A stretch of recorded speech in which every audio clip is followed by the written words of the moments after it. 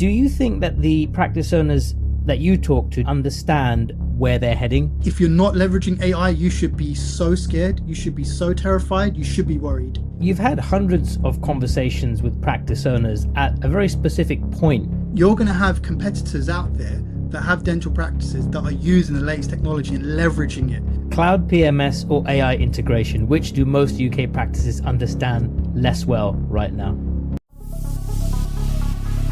This is the TechDental podcast, the strategic intelligence hub for leaders shaping the dental industry. We break down how AI, data, and operating discipline drive performance and scale. I'm Dr. Randeep. Let's dive in.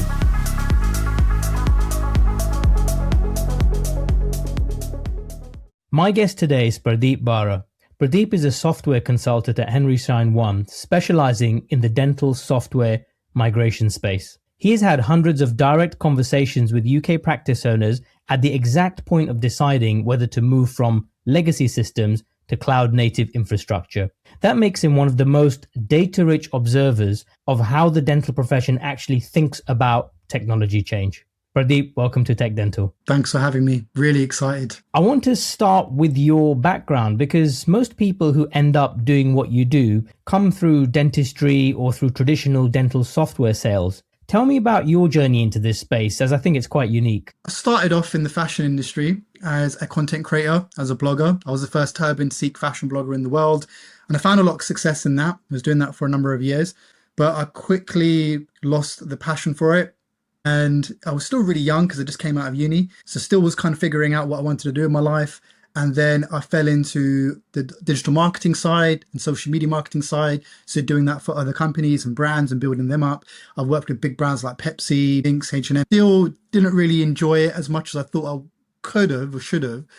And then I got into the business development side. And that's where I've really started to find my feet and my groove.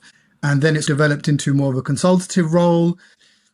How I got into cloud was actually through video games. I'm a video game enthusiast, and cloud technology is everywhere. We don't really think about it, but it's everywhere. And for me, when it really hit me in the face, the power of cloud was when I could stream video games to my TV. And it was mind blowing that before I had to buy a physical CD or, download about 100 gigs worth of data to play this game on my console. But now I don't even need a console. I just need anything that has a browser and a decent internet connection, and I can play a PC graphics card style, in the cloud. It was so mind-boggling for me that I ended up just getting into this deep rabbit hole of learning about cloud. And then I ended up getting cloud certified, became a cloud consultant. And then fast forward, that's where I came across this opportunity at Henry Schein to help their customers using their legacy software that's on site and helping them understand the importance of cloud and the power of cloud. And that's essentially how I got here. So the short story is that I disappointed my parents by being in fashion, but now I can turn back and say I work in the dental industry. So now they can be a little bit proud of it. I love that career arc. And talk to me a little bit about the technical foundation, that cloud architecture knowledge, the understanding of how data moves between systems. Does that actually change the nature of the conversation that you have with the practice owner? I don't really need to get too technical to my clients, customers, when I speak to them about the infrastructure of cloud technology, but having that understanding really helps because I get to, in my own way, explain in a really simple way the power of it and how it's going to benefit them in an actual tangible way. They will see the results as opposed to just giving them a bunch of technical jargon. So yeah, it definitely does help. You've come from a background that involves digital platforms and you understand how technology disrupts established industries. I'm curious whether that lens, having watched the platform economy restructure around new technology, gives you a different way of reading what's happening in dental right now. Absolutely. I can see that there is a massive storm coming and it's going to completely disrupt the dental industry in ways that none of us are going to anticipate or expect. Even, in fact, the ones that are the tech enthusiasts like myself and yourself, it's the ones that actually have their ears to the ground that really appreciate that the change that's about to come is not just going to change the dental industry, but the whole world, humanity. So naturally, the dental industry is going to look different. to how it does right now. What was the version of the dental technology market you found, and how has it changed since you arrived? So when I joined, it was mainly just, you got your on-premise, you got your cloud, and AI was still just a thing that was up and coming, and there's some really cool use cases for it. But now I can see that, especially with Dentally, the way that I see Dentally is not as a cloud software, it's actually an AI software. And we're going to see it further along in the next couple of years where we won't really position ourselves as cloud, because what's concerning for me is when people think that cloud is new and innovative, but it's not. Cloud's been here for ages. It's been here for 10, 15 years. Netflix disrupted Blockbusters, and that happened years ago. Amazon, it makes all of its money not from its online stores, but from its cloud services. We've already established ourselves as a cloud software. Now the next step is AI. If you've got a practice owner who's on the fence about migration, do they need a better technical explanation, or do they need a reason to trust that the disruption to their business is going to be worth it? Because as you know, migrating from legacy to cloud does have a certain disruption. How do you broach that subject with a busy practice owner who's concerned that it's going to disrupt their workflows and they're going to have to cancel patients? Honestly, minimal disruption, especially if you go from a software like Exact to Dentally, especially because it's all under one company. The data never leaves the organization. It just goes from one part of the team to another part of the team. And then we sense check it. We make sure that your data is converted properly. So because we're doing a lot of that in the background, there is minimal disruption. Obviously, the day they go live, they'll be closed down for maybe a couple of hours in the morning, if that, and that's it. And all of these things are planned months in advance. I'll give you an example. At the moment, we're pretty much fully booked for the next 8 weeks anyway. So if a customer wanted to join up today, they wouldn't go live for the next 8 weeks. And that gives us and them a lot of time to prepare. And it gives our customer enough time to make sure that their diary is free and they're not getting booked. And it gives us enough time to make sure they're getting the best experience and making sure that their data is converted correctly and it's all done securely as well. You've had hundreds of conversations with practice owners at a very specific point of deciding whether to migrate from their legacy systems to cloud-based systems. So that's quite a remarkable real-world data set. It's not really what people say in surveys about technology, it's what they actually say when the decision is in front of them. What are the main objections you hear most often, and which ones do you find least convincing when you actually examine it? I think, understandably, the most common objection or most common concern is change. Some of these practice managers, as an example, have used it exact for 20, 30 years. So they're reluctant of change. They feel like if it's not broken, then don't try to fix it. But what they don't understand is being complacent is not going to get you anywhere in life generally. I know it sounds like a really deep thing to say, but if you're a practice owner, or you're most likely will be a dentist. I know there's some practice owners that aren't dentists, but they had to study hard to become a dentist.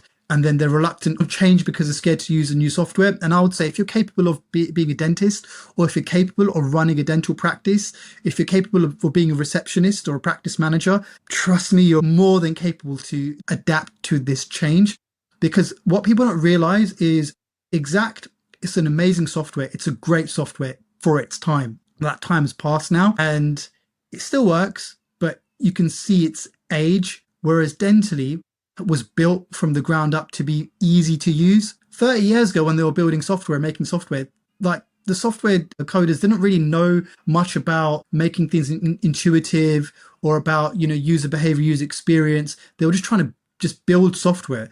Whereas now we've got 30 years of all this data and experience as humanity. And now when we build software, we make sure that it's easy to use, it's intuitive, it looks good, it feels good. So that's why I'm not convinced, because they've shown their capability that they can do amazing things because they're dentists, they're receptionists, they're managed practices. So when they say they don't think they can use an easy software, it's just not convincing for me at all. If it's not broken, don't try and fix it. Blockbuster had that same attitude, and now look where they are. And Netflix has come and just changed the industry. So you're going to have competitors out there that have dental practices that are using the latest technology and leveraging it. That's what you're competing against. And they're using tools like AI. If you're not even using cloud software, if you're not on cloud software today, you're already 5, 10 years behind. And then you have practices that use cloud software and then leverage the AI features in those softwares. If you're not doing that, you're not going to stand a chance against the practices that do that. Talk to me a little bit about the data security, NHS governance, workflow continuity, and GDPR. How do you address that?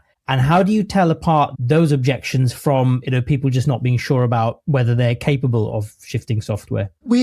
Sometimes it's not really a big objection because it's really easy to handle that, which is Henry Schein. It's a massive company. And the reason why some of the features that we roll out take a little bit longer than maybe our competitors might roll it out is because we do our due diligence. We make sure that we are compliant, and we will double, triple check. The Henry Schein wider company is based in America, and you can buy the stock, it's publicly traded. So a company like that, we're an offshoot, Henry Schein ONE. We make sure we cover our customers' backs. We want to make sure that their data is secure.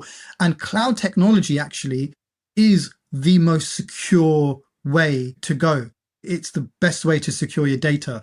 I'm a bit of a Harry Potter fan. I always say to my customer, it is as secure as Gringotts Bank. Nothing is going to go through that because we've partnered with AWS, with Amazon Web Services. We've got data centers all across the world. So yeah, your data is secure. And again, from a compliance perspective, whenever we roll things out, we do it properly. I'll give you an example. We have an AI clinical notes feature where you dictate and it transcribes. You can use templates. It saves a bunch of time. We rolled it out a little bit later than maybe other companies could have rolled theirs out, but that's because our one is actually not only medically term trained, but it's medically licensed, it's compliant, and because it's fully baked into the software, from a GDPR perspective, your data is not going to get compromised. And the practices that decide not to move on cloud, what does that practice look like typically in, say, 3 years down the road? They're still on something like Exact, where it's stored locally. I would argue they're still behind with the times. So in 3 years' time from now, looking at where Dentally was last year with its AI capabilities, looking at where it is this year and what we're coming out with next year, in the next 2-3 years, the gap is only widening at an exponential rate. So I would say in 2 years' time, 2-3 years' time, if they're not on Dentally, then the gap's going to be so wide that I just don't know how they're going to keep up. Honestly, I'm really excited with some of the AI features that we're coming up with this year. And generally, as a tech enthusiast, seeing how far AI has gone in the last couple of years, I was actually one of the first users that used ChatGPT before it even hit 1 million users. And I remember how bad it actually was. It had a lot of potential. And even going from the image generation, the video generation content to how it was back then to how it is now, it is just mind-boggling. To answer your question, in 3 years' time, where do I see them? I see them in a really scary place.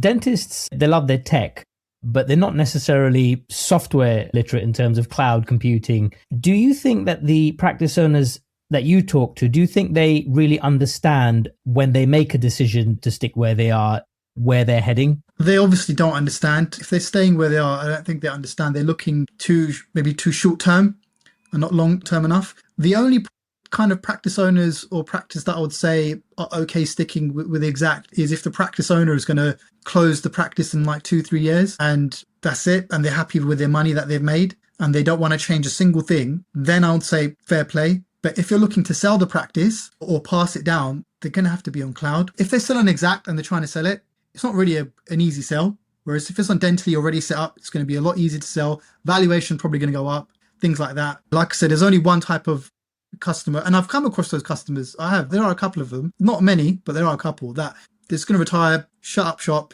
sail off to the sunset. They made their money, and that's fine because they had their time. They're the kind of practice owners that have been around for the last 30 years, and they were using Exact when that was the new and upcoming thing. They rode that wave, and now Dentally is for now and the next sort of 30 years. What's the single most common technical misunderstanding practice owners have about cloud migration and what it actually involves? Dentists, we think from a clinical point of view, we're obviously biased towards our clinical workflows and we don't want patients to suffer. So there's a narrative out there that if you have to migrate from a legacy system to a cloud system, it involves shutting up shop for some time. Can you just address that for our listeners? What is the actual process? And is it as disruptive as people are assuming? Disruption is absolutely minimal. Massive misunderstanding, which I can understand the concern. But I think the best way for me to explain it is kind of give you an example of how it would typically look for a customer going from Exact to Dentally. let's just say today they decided to sign the dotted line and they wanted to join Team Dentally.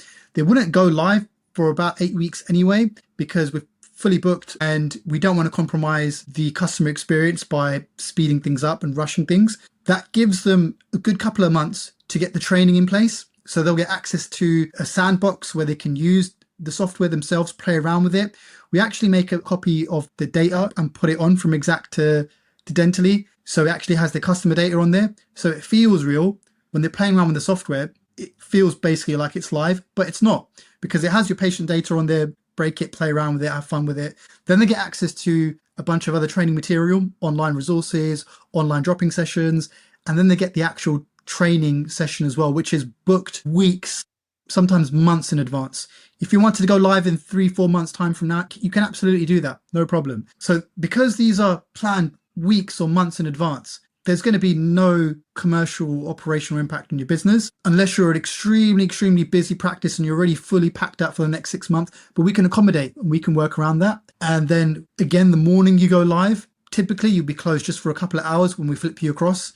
So absolutely minimal disruption to the practice. The migration narrative, it assumes that moving to cloud is clearly the right commercial decision and that resistance is either risk aversion or being underinformed. But isn't there a legitimate argument that for a busy practice running on thin margins with deeply embedded legacy workflows and NHS contract compliance obligations, the cost and disruption of migration genuinely outweighs the marginal near-term benefit? Not every practice needs the AI capability roadmap that cloud unlocks. Do you think that resistance is actually rational, or do you have a different perspective? I've got a different perspective. I think the difference between successful practices and unsuccessful practices is very simple. It's just their perspective on their tools. So they've got a bunch of tools at their disposal when they're working with their patients, but one tool that they overlook is their software, the practice management system. If they're looking at it as a cost and not as an investment and not as a tool, then it's going to be very difficult with that attitude to be successful. And then those margins, they're always going to have a big impact and they're always going to kind of dictate how the practice is being run and the trajectory of the practice as well. Whereas if they look at the software as a tool that they can leverage, and they'll look at those margins, and instead of thinking about this is a cost and it's costing me £300 a month, and how am I going to afford this, or how is it going to run? The successful practices will look at this tool and say, costs £300 a month. How am I going to leverage this so it makes me an extra £5,000 a month? Or am I going to leverage this so it makes me an extra 50 appointments a month? I'll give you an example. There was one practice that moved across to Dentally, and we do have a short notice filler feature on Exact, but the way that we've incorporated into Dentally, we just made it a little bit easier and more intuitive to use, and it's just in your face, because dentists are busy doing dentist stuff and we want to get out of your way. So that means we want to make things easier so you don't have to spend time fiddling around and clicking buttons and trying to locate things. So the short notice filler is in your face in Dentally. We had one practice, 5 surgeries. When we rolled out that short notice feature, this 5 surgery practice with no training had an extra 50 appointments in that 1 month. So that's just the power of it. It's all about your perspective on how you view the software. In my view, the practices that commit to migration are not uniformly more sophisticated than the ones that don't. I think they share something else, a different framing of the decision. The ones that stay ask what could go wrong. The ones that move ask, what are we not able to do right now, and what is this costing us? What do the practice owners who commit to migration have in common? Do you see a common profile, a career stage, or a mindset? It's just a mindset. That I speak to practice owners, all different walks of life, different ages, different backgrounds, different nationalities. But the one thing they have in common is they understand that their software is just another tool that they need to leverage to meet whatever goals that they've set out, whether it's a commercial goal, an operational goal, whether it's just better work-life balance, whether it's improving patient experience. But when they are just looking at just as another cost, then I would argue, are you going to compromise the other tools in your practice? Are you going to get a really old X-ray machine that might not be as accurate just because of cost? Are you going to compromise your patient experience? Are you going to compromise the integrity of your business and the way your practice is run? But I understand and I appreciate that misconception. because software is everywhere and all around us. And most softwares that we come across, we don't really look at it as a tool. For example, whether it's social media softwares, things like that. So it's really easy to kind of fall into that trap of thinking that it's just another software like a Facebook, like an Instagram, like whatever other app or website you go on. But no, this is how your business is run. Your business depends on it. And why would you compromise the brain of your business? That's essentially what it is. And again, it's not their fault, but I've seen the light bulb moment so many times where I explain to practices. I'll give you an example. There's some, practice owners that they'll go from a really basic package on Exact. So it's just the Exact basic package, none of the bells and whistles. And then they're looking at the pro package on Dentally. And it's, to give an analogy, it's like kind of going for like a really basic Volkswagen Golf that's like 30 years old. And hopefully people who are into cars will understand, like Volkswagen Golf, they're solid cars. They will last a good while and they're reliable. They do the job, but they're going to be affordable now. But then going from that to a fully kitted out Lamborghini, electric Lamborghini Urus with all the bells and whistles and the trimmings and all that kind of stuff. You can't compare the two. The current costs are different. The kind of package they require in Dentally is going to be different for each package or each practice. But let's just say there's a practice that's going to spend an extra £100 a month, and it's happened, and they're arguing about this extra £100 a month they're gonna spend. And all I say to them is, look, if we're going to continue talking about this £100 a month that you're going to spend, then let's end this conversation. But if you want to talk about making an extra 5-10 grand a month, then come back to me and have that conversation. And I can show you how this software will save you a bunch of time. It's going to automate a bunch of manual tasks, and the AI is going to replace a lot of the manual boring work that you're going to do and automate a bunch of stuff. And it's not only is it going to save you time, it's going to scale your business.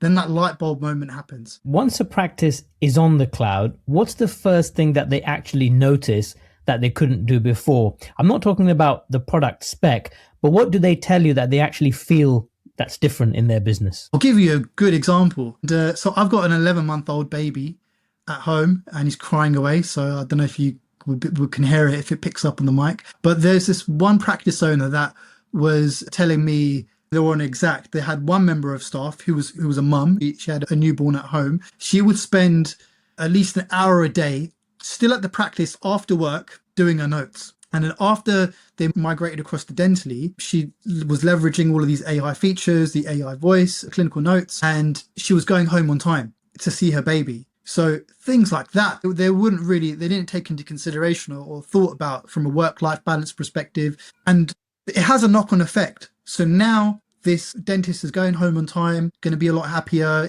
generally, and is going to go into work and be able to give a lot more, that she'll have more energy, she'll be happier. But then also, commercially speaking and operationally speaking, saving a lot of time using these features, and now they've got more time. And it's up to them what they want to do with that time. A lot of practice owners, they just want that time to chill, and they don't want extra work because their business is doing well. Some use that as an opportunity to grow their business. So who doesn't want more time on their hands, right? I want to go a little bit deeper now onto the integration layer, because I think that's where the most significant commercial argument lives. Cloud native practice management opens up API connectivity in a way that server-dependent systems fundamentally cannot. Can you walk me through what the Dentally API ecosystem actually makes possible for a practice and what that means practically for their clinical workflow? To explain it simply to practice owners that might not be as technical, the backend of Dentally is basically open. The software developers did that intentionally so that third-party companies can build really cool apps and integrate into Dentally, because what we don't want to do is, again, compromise the experience. We're aware that we don't know everything. We're going to do the best that we can, whatever we can do and whatever we know, we do it the best. But we're super conscious and aware that there's going to be geniuses out there that are going to make really cool tech, really cool software, and we want our customers to benefit from that. So that's why we have that system in place. And we've got a really good partnership system in place where we have third-party companies that partner with us. We really believe in their tech. API design in healthcare is a genuinely complex question. There's a spectrum between fully open API, where any developer can build against the platform, and a more governed integration model where the platform curates who integrates and how. From your position, what's the right model for dental practice management software in an environment where patient data security, GDPR compliance, and clinical governance are not optional? So I think because of the advancements of AI, we have to be a little bit more careful for our customers. We can't compromise the data. So now we do have a little bit more of a curated approach, but that's only to benefit our customers, to give them the best as well, to give them the best integrations available. When we had a fully open API system, it was almost like the Wild West. We were encouraging and allowing really smart people to make amazing tools. We had that period, but now we've matured, Dentally matured, and our partners have matured as well. Now we can really start to see specific partners really find their own place in the industry. And we want to create a safe, curated space for our customers. Cloud PMS is necessary infrastructure for AI integration, but it's not sufficient. The practices that migrate and then continue running the same workflows they had before, just without the server, are not really building advantage. They're paying more for parity. Is the promise of the integration layer actually being realized by the practices that have migrated, or is it mostly theoretical for the majority? I would say it is a mix. I do come across some practices that don't take advantage of the software because they didn't take advantage of the training. So I always say to customers, whenever they move across, I always encourage them, the training is the gold mine. Have it recorded if you need to. Ask all the questions. I mainly deal with the practice managers and the practice owners. And I would say, what is it that you want in your life personally? Do you want to retire sooner? Do you want to make, is it X amount of money that you want? Do you want to buy a new Lamborghini? What is it that you want? And then figure that out and then say that to the trainers. This is what I'm trying to achieve. Operationally speaking, commercially speaking, etc., etc. I just want to save more time. I just want to automate things. And they will show you how to get it done. They will build that path for you. And it is up to you to carry that on. Once you've been trained on it, it should be relatively straightforward for you to carry that on because, again, a lot of the systems in place are going to be automated. Once you've set it, it is plug and play and it carries on running. And I think you should always keep on pushing the limits of what you can do with this software because this software is the brain of your business. You need to continue to push. You can't stay stagnant. You can't be complacent. And I think that applies to everything in life. And again, individuals that are dentists that work in the dental industry, for you to get there in the first place, you couldn't have been complacent. Don't cop out on this. That's what I would say. When you look at how dental practice owners are responding to AI right now, the mix of curiosity, dismissal, and genuine anxiety, how closely does that respond to what you saw in 2015 to 2018 in the creator space? I think if you're not leveraging AI, you should be so scared. You should be so terrified. You should be worried. If you're using and leveraging AI, then you have nothing to worry about. There was this saying that I would see all the time on LinkedIn that AI won't replace people. It will replace people that don't use AI. And it's so true. It's completely disrupted the influencer space. I was in that space for 10 years. And now influencers are competing with AI generated influencers who are absolutely just cleaning up. They're just taking over that space. And I would say it's that these AI influencers, they're controlled by a real person. A real person made that influencer and has an understanding of influencer marketing and may have actually been an influencer before they started their own AI influencer. So I would say that applies to this. If you're not using AI, if you're not leveraging the latest technology, you should be very, very nervous. You should be afraid. You should feel these things. But if you are leveraging it, then I would say continue to leverage it. Don't be stagnant. Don't be complacent because AI is only growing at an exponential rate. Therefore, you should always have that perspective that your understanding has to always develop as well if you want to be really, really successful in this industry. In the next 10 years, there will be a clear divide between the UK dental practices that use this disruptive period to build the infrastructure and data architecture to operate in an AI-driven dental market and those that did not.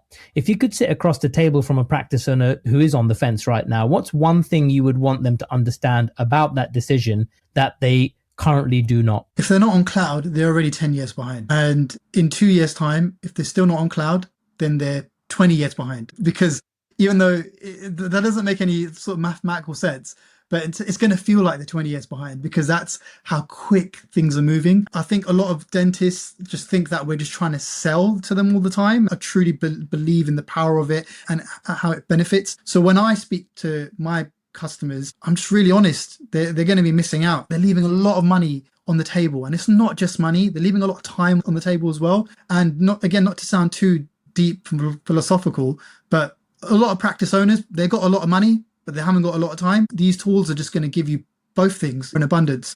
So I would say you can't really put a value on that. Leverage any tool that's going to save you time, because whether that's spending more time on more patients, helping more people out, because I hope one of the reasons that they became a dentist is that because that can help people, and this will allow them to help more people. This will allow them to save time so they can spend it with their family, save more time. They could just have more time to themselves. It's a powerful tool. They need to really think about that. Pardeep, thank you. This has been a fascinating conversation. We've come to our lightning round. So these are some quick fire questions. You've spoken to hundreds of practice owners. What's the single objection to cloud migration that you've never once found convincing when you actually unpacked it? I would say it's the training and having a new software to learn. The most typical thing is, my practice manager's been using the same software for 30 years. And for me, it's as simple as going from an Android phone to an iPhone. The first week, it's going to feel different, but you're going to get used to it. So that's why it's just not a convincing argument for me. Cloud PMS or AI integration, which do most UK practices understand less well right now? Oh, that's a good question. That is a really good question. I'll probably say cloud. Finally, what is one thing about how dental software actually works under the hood that would most change how practice owners made decisions if they understood it? It's so secure. It's so safe. When you have your data stored locally in your practice, anything can happen. A fire, burglary, or your server most likely will just break down in a few years, which you've got to replace. It's going to cost you thousands of pounds. You're probably spending quite a bit of money on IT support for them just to back up your data. Whereas we can back it up. It's going to be more secure. And if your IT support are backing up your data, they're probably using something like Amazon Web Services, is what we use anyway, or I would hope that's what they use. It would be very concerning if they're not using a cloud sort of solution to back up your data. So they're already doing that for you, most likely. You're just cutting out the middleman, essentially. You're getting more security. It's going to be more cost efficient in the long run. Pradeep, if someone listening to this wants to go deeper or connect with you, where can they go? You can add me on LinkedIn and you could email me. I'm sure Randeep will have that in the show notes. You could also drop me a WhatsApp. I'll leave my work number as well on there. So it is a work number. It's not my private number. Just drop me a WhatsApp. I have my work phone on me all the time. I'm happy to help. But thank you for a great conversation. It's nice to hear from someone on the front lines of dental tech. The organizations that are going to lead in the next decade of dentistry are not the ones with the biggest budgets or the most software. They're the ones asking better questions about what they are actually building for. That is what TechDental is here to do, to make sure the people in this industry are asking those questions with more rigor, more data, and more clarity. If this episode sharpened how you think, share it with one person in your network who needs to hear it today. Subscribe, like, share, and comment. Your support means a lot. Links are in the show notes. I'm Dr. Randeep, and this is TechDental. I'll see you in the next one. You've been listening to the TechDental podcast, Strategic Intelligence for Dental Leaders Navigating Structural Change. If you're responsible for growth, performance, or long-term value in this industry, make sure you're subscribed. I'm your host, Dr. Randeep. We'll see you next week.